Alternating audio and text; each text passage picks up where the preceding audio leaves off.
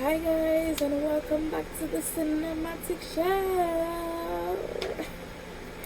So quick updates. I got a job while I'm currently waiting for my internship to start. So I'm currently at my workplace. That's why my background is like this. But I really want to shoot this video and I have been procrastinating a lot. So I was like, why not, right? So I'm gonna be starting a new series titled My Top Tens, right? My Top Tens. So today I'll be talking. Today the first episode in this series will be on my top tens favorite platonic relationships. Yes, platonic relationships or platonic friendships, rather friendships. Yeah. So I'm going to be using my notes because I didn't make notes. I didn't want to be like talking off of my head and everything. So I will be using my notes. So in case you see me looking down, I'm using my notes, right? So what is platonic friendship like? What does it mean, right? So my definition of a platonic friendship is a close, emotionally meaningful and non-romantic relationship between two people, typically of the opposite gender, right? Where love, care, and loyalty exist without romantic attraction. So it's basically like your partner, but without you wanting to have sex with them.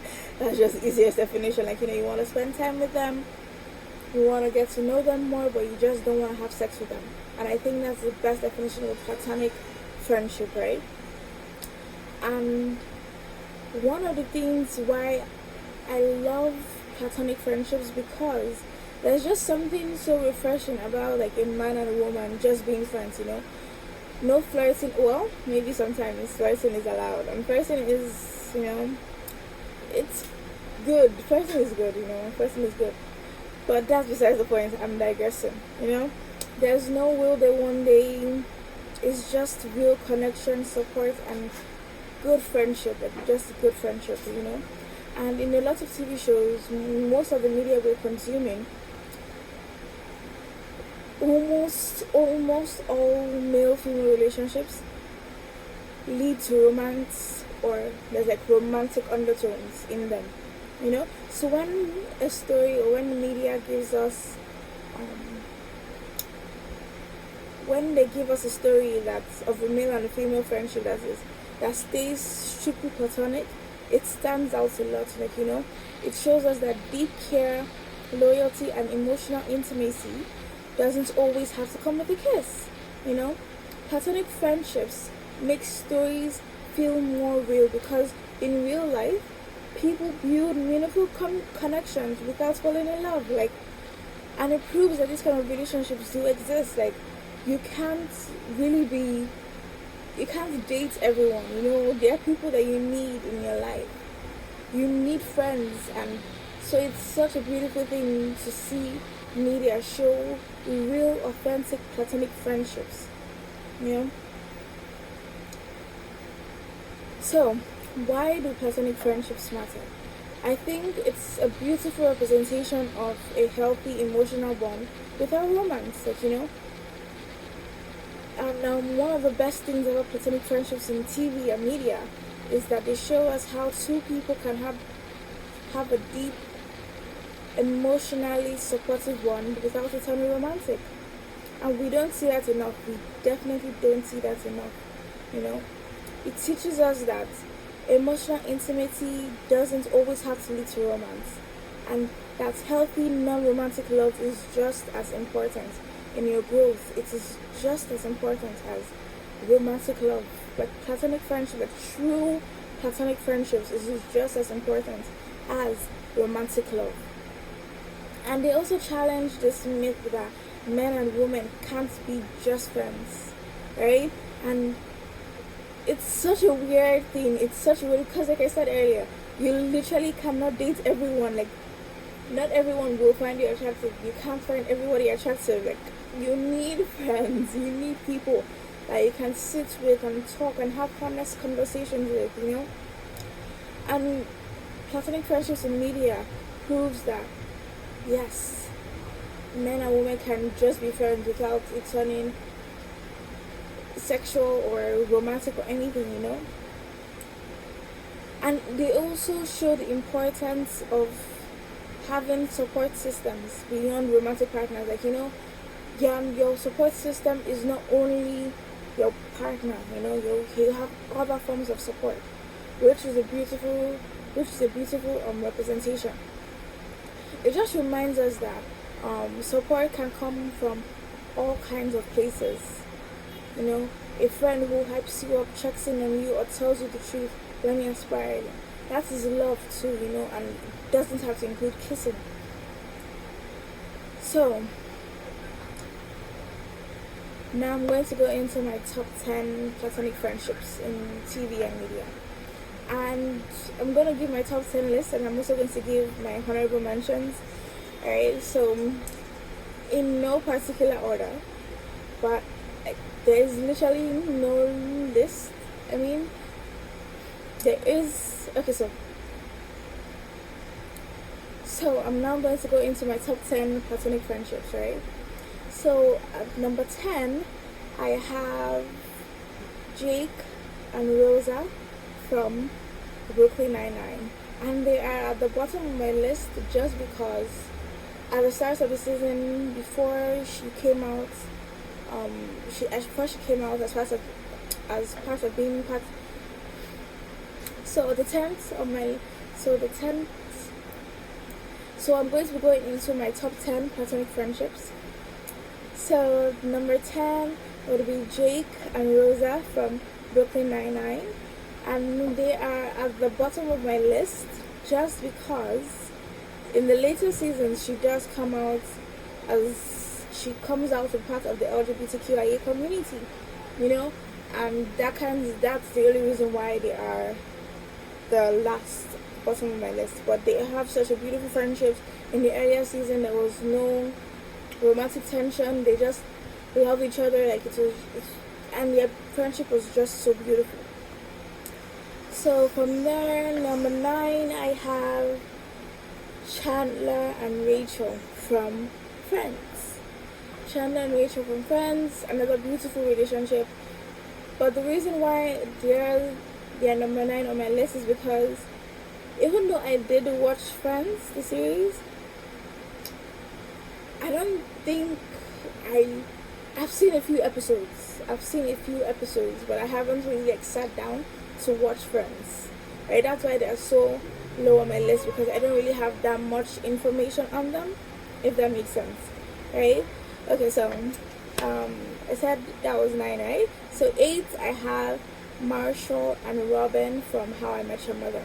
Another beautiful example of friendship. I just love them so much. I love them so much, Marshall and Robin. I just love their friendship. I love how they could be bros together, It's just such a beautiful thing. Number 7, I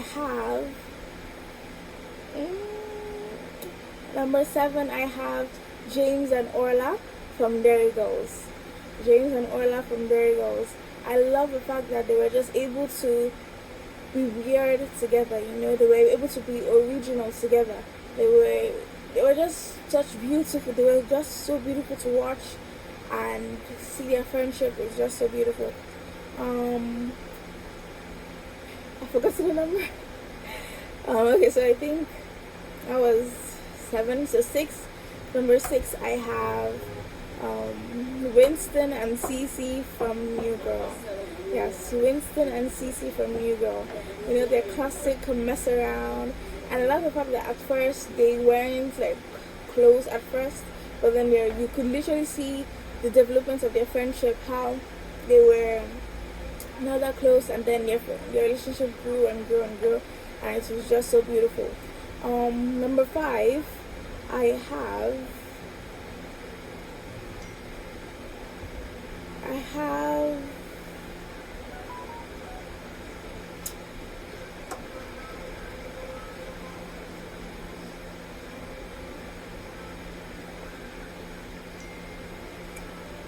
Number 5, I have Angela and Tim from The Rookie.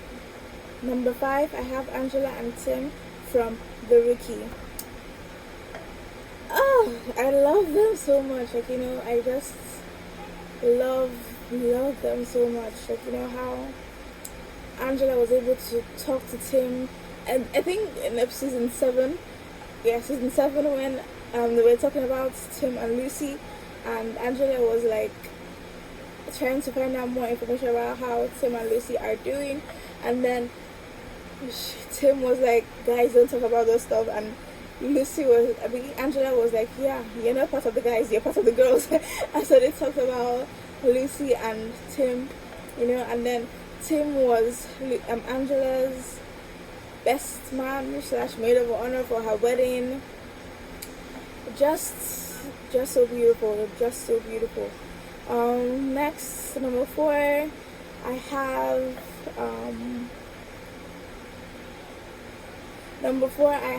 Aang and Toph. Aang and Toph from Avatar: The Last Airbender. Yes, have from Avatar: The Last Airbender. Number 4, I have Aang and Toph from Avatar: The Last Airbender. Another beautiful, beautiful friendship.